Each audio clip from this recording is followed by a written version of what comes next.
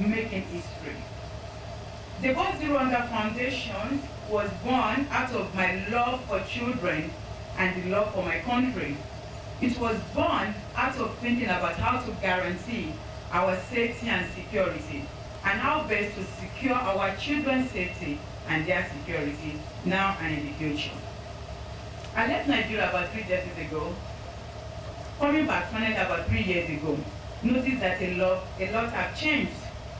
Our past and present government are still doing a lot, but still yet has to be done. I said to myself, the time for change is now, just like it's happening in other Western worlds that we are trying very hard to copy or to emulate. Change.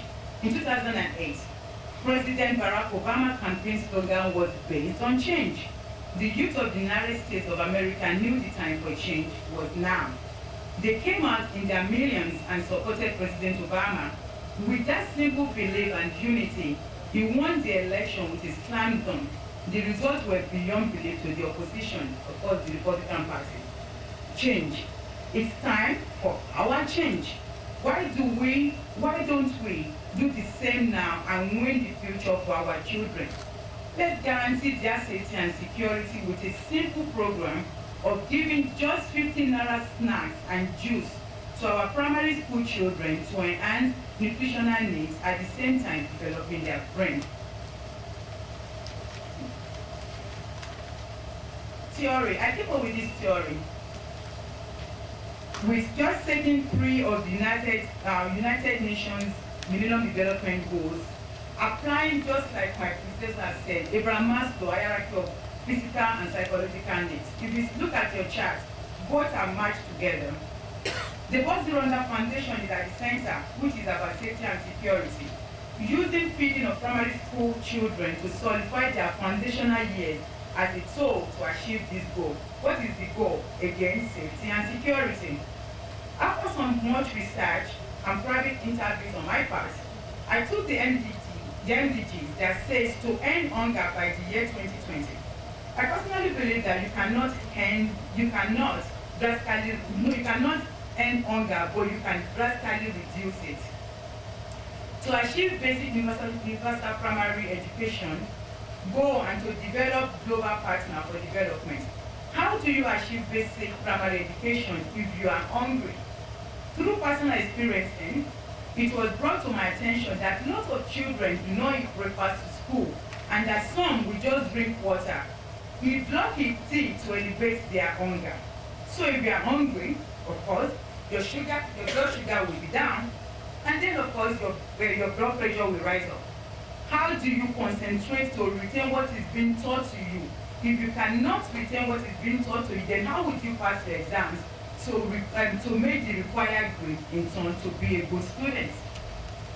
Now, we go to identification of needs. What needs you say? Again, the need is to change how we think.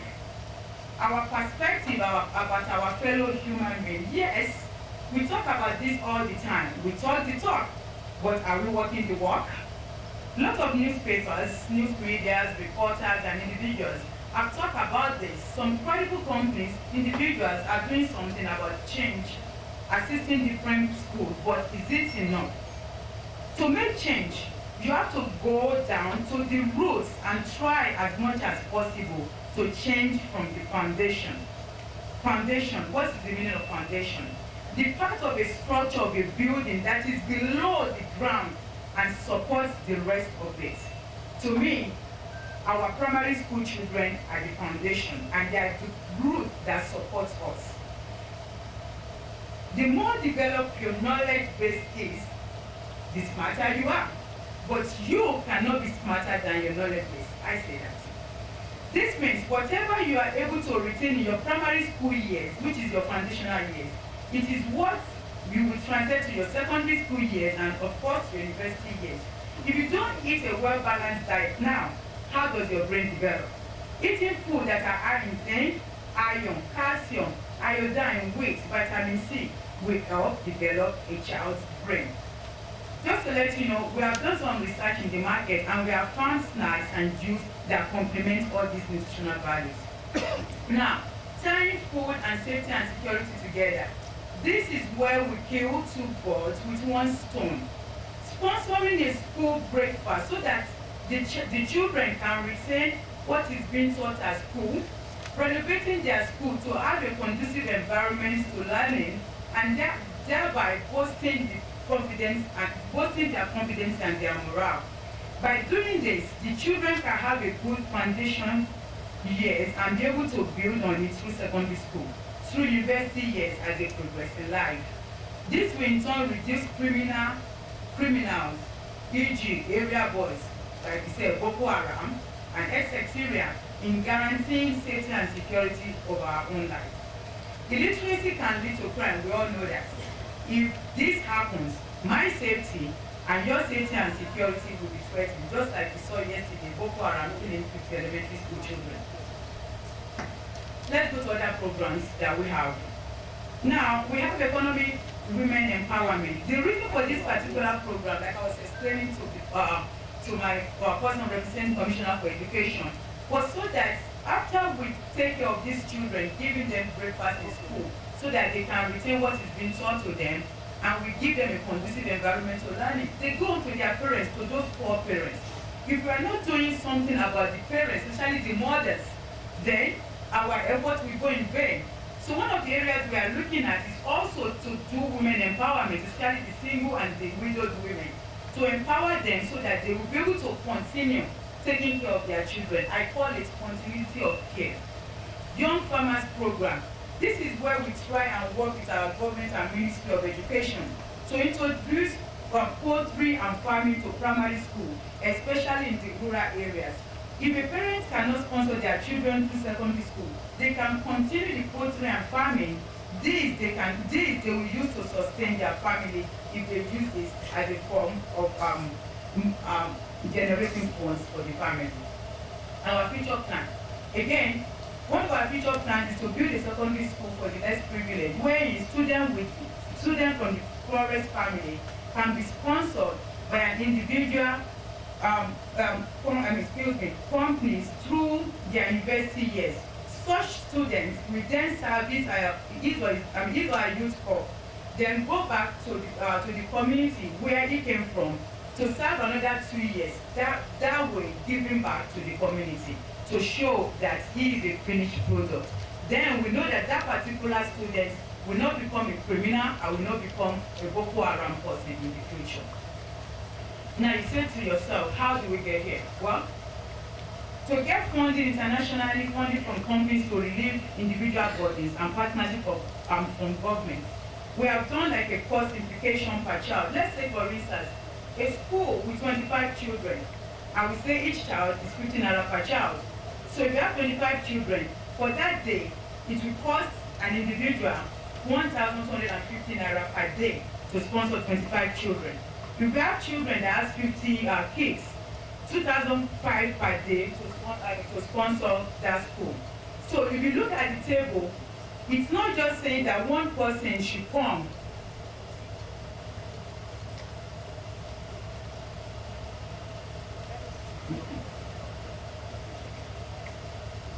together and sponsor that school program, just to make sure that particular school are having breakfast. And the breakfast again is snacks and juice in the morning, just so that they have something in their stomach. We have a win-win theory here. Also, if you sponsor a school, what do you get back? Companies will get free advertisement in our brochures. If a company or individual sponsor a school breakfast or renovation, the following will be posted at the school. This feed in renovation sponsored by Mr. Femi Craig and Mr. Deji Balogun in collaboration with the Debor Zero Hunger Foundation. Private companies, individuals, politicians can also sponsor a school as part of their commitment to the community. In conclusion, I want us to understand that what we are doing, we are not looking to ditch the government. We are actually looking to work side by side with, because government cannot do it all. We cannot leave it all for the government to do. So that is why we are calling on individuals to come now and support this program. A lot of people will ask, why sponsor just a school by myself? Well, why don't I just sponsor a school by myself? When you are looking at safety and security of us all at large, thinking about how to achieve basic primary education and global partnership with Western world. This is not just something that can be done at the corner of my house. A person gives birth to a child, but it takes a community to raise that child. Today, I want everybody to know, I am giving birth to the Debor Foundation, just like any other community. We must all come together to raise Debor together. What we are doing also is an outreach program. It's trying to build an organization wherein wherein it involves our safety and security. This is a preventive program. What are we preventing? We are preventing criminals. We are preventing people like Boko Haram. Because again, if a child does not have anything in his or her stomach in the morning, how do you expect that child to listen to what is being taught? If a child cannot retain what is being taught, how can they be a productive member of the society? How can they graduate from school? So go back to the roots and think about it yourself. I have children here from a school that representing other children. Look at their faces. Morning, I'm sure they have something to eat, else they will not be sitting calmly like this.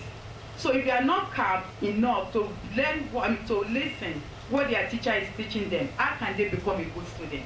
If you cannot become a good student, you cannot make it through school. In the end, the child might become a criminal. Correct. Preventive in the sense that let's go back to our roots, let's go back to our foundation and give these children a solid education. The mouth you feed today might be the one that says no or your child's life tomorrow. Please, I want you to know that we are looking for sponsors, partners and donations to support this heroic cause of ours. Again, regardless of your reason for being here, regardless of your reason for sitting here today, if you are not doing it for anything else, do it for the sake of humanity. I pray, my prayer is that at this launching, we're able to raise 100 million. You might say to yourself, again, it's the spirit. When we celebrate our first annual Debor Foundation Day, we expect to double the amount. It goes on through the year. Knowing that we must work as a team, we must work as one, we must all feel we are doing something that has never been done before in our society, which is looking out for one another. Hence our theme, I am my brother's keeper. I pray to the Lord Almighty, to Allah, that as we all are helping someone else, that He will encamp us with His infinite mercy. All the days of our lives, His mercy, favor, and protection will always be with us and our children. At the point of our every need, He will be waiting for us. Please pray daily for the success of this foundation. I believe its success is your success. Thank you.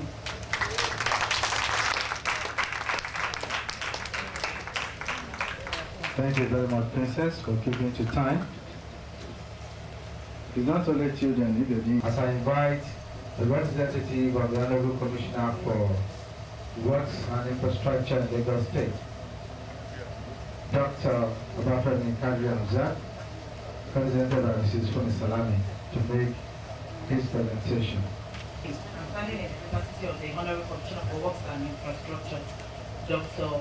Kadri Obafemi Hamzat, the Lagos State Commissioner for Works and Infrastructure. He is unavoidably absent today because His Excellency Governor Babatunde Fashola has asked him to represent him at a function. So he has requested me to tender his apology as well as send his warmest regards to you all. Highly honored to be invited as guest speaker at launch of Debor Zero Hunger Foundation. It is for me an opportunity to identify with the less privileged, the focus of the foundation. The war against hunger and indeed poverty will be ongoing for a long while. As long as a man continues to act in manners that predisposes to neglect and selfishness. However, the battle is won in the field by generals, not the general great armies using guns and mortars.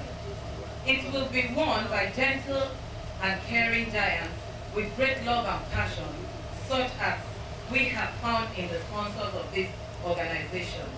He has asked me to thank our princess for bringing up this foundation. Thank you, ma'am. I have been asked to speak on the topic, I am my brother's keeper.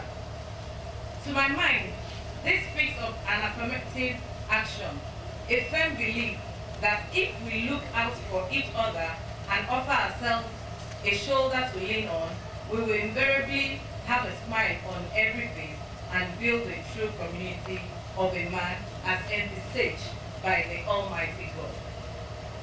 Permit me to recall the same words asked by character that is replicated significantly in our society today, and that is Cain. Cain is the character. The Bible speaks of a man who murdered his brother, Abel, when God asked him where his brother was. He retorted, am I my brother's keeper? That was the question he asked. And I know that that's what most of us do ask nowadays. Am I my brother's keeper? Which it's not supposed to be. Society is clearly divided between the haves and have-nots. Daily, that distinction is made more manifest given the harsh realities of global economy. This means they must contribute to the family's income. While many speak of such as tradition that teaches the value of hard work and money management, one wonders whether the possible and fallout of hawking compensates for learning. Rather than learn hard work, there has been unwanted pregnancy, undue exposed to street culture, and distract from the strongest weapon against poverty, which is education. Let's quickly give a few thoughts of Abraham Harold Maslow's perception. Maslow subsequently extended the idea to include his observations of human innate curiosity. His theories paralleled many other theories of human developmental psychology, some of which focus on describing the stages of growth in humans. Maslow used the terms physiological, safety, belongingness, love, esteem, self-actualization, and self-transcendence needs to describe the pattern that human motivations generally move through. If these deficiency needs are not met, with the exception of the most fundamental, especially physiological needs, there may not be a physical indication, but the individual will feel anxious and tense. Motivation is a psychological feature that arouses us to action towards a desired goal and prompts us to want to continue behaviors towards good. If you have not eaten, then you are motivated by your hunger and you respond by seeking out food and eating. There's a Yoruba adage which says, when one is hungry, nothing enters. That's what the Yoruba adage says, meaning that a hungry man is an angry man. If truly a hungry man is an angry man, then it stands to reason that extreme poverty predisposes to violence and crime. The more we attempt to reduce the army of unemployed, the more we are likely to reduce the disposition to violence. What then can be done? That's the question I will put forward to every one of us here. What then can be done? Addressing the situation of poverty, especially for the children, must of necessity begin from a realistic postulation, and it is that a man is as good as the opportunity he has. Governments, as well as organizations, such as we are launching government, as well as the organizations such as we are launching today, must contribute to developing and creating opportunities. This comes through skills enhancement, education, and empowerment. It must be a clear-cut government policy which not only addresses the poor directly, but also create an enabling environment for foundations, companies, and individuals of means to also contribute. So I now move to what has Lagos State been doing to alleviate poverty. I want to read out what Lagos State has been doing in support of such foundations like this. In Lagos State, we have conceived the general idea that education is key in engaging poverty. Thus, the basic education from primary to secondary school is free, just as we pay the final school examination fee. This, we believe, provides a level playing ground for all citizens. The same goes to the healthcare, where our general hospitals provide free healthcare for all between age 0 and 12. Also, it has become obvious that government alone cannot shoulder the responsibility of changing the situation, like the princess has said earlier on. The government cannot do it alone. It requires business and other well-meaning individuals to engage with the process. It is true that by doing so, we are building a safer society. Invariably, all of us need a shoulder to lean on. This is what makes life more livable. Many grace to grass story has been written by people who have just a simple opportunity to have education or kept in school at a tender age, who have excelled. Examples of such as Bashorun MK Abiola and Olusegun Obasanjo, our former presidents. So today I said to you all, please lend a helping hand. You will invariably be protecting yourself. Regardless of anyone's wealth, safety cannot be bought when abject poverty surrounds us. Ladies and gentlemen, our gathering today is evidence that we have not relented in our effort towards the fight against the infringement on child rights law and bringing hope to the helpless in the society. As a responsive and responsible government, Lagos State recently joined the League of Civilized Countries that fully implemented child rights law by inaugurating a committee that will implement child rights law in the state. The purpose is to stem cases of child abuse, which has been rampant in our society. The issue of child rights will be kept in the public domain through enlightenment and sensitization via the use of yellow card. What is yellow card? Yellow card has been simplified and made available at the grassroots for parents and children for proper sensitization to report to the state government through the Ministry of Women Affairs and Poverty Alleviation should in case child's rights is being violated. Apart from the aforementioned, employment generation has been prioritized in the agenda of Lagos State administration through the introduction of graduate empowerment program, creation of not less than 30,000 jobs via the Lagos Rail project, creation of agricultural youth empowerment scheme, that's Agric Yes, for graduates at Boka in Ekpe. My Royal Highness, I think you will support that. Once again, let us join hands to build our kind of society where there is hope and where there is opportunity. Join Debor Zero Hunger Foundation and assure our collective future. Thank you. Thank you, Mrs. Fumi Salami. His presentation to 10 minutes. I know how difficult it is. When somebody has a background, very rich background in pathology, with licenses to practice in Nigeria, Ireland, and United Kingdom, and it's also it has LLB, LLM. You know what that means? When you combine two extremes in one. I'm sure the Lord will appreciate how far Professor John Oladapo of Bafunwa has come. It's my pleasure, my honor, and of course privilege to invite the Vice Chancellor, Lagos State University, Professor John Oladapo of Bafunwa, to make this presentation. At the bottom, and that's actually as a tradition of everything, you have the basic needs of human beings, which we refer to as the physiological needs. And there you will see, amongst other things, it's after you've eliminated all those things that you can move upwards to higher needs.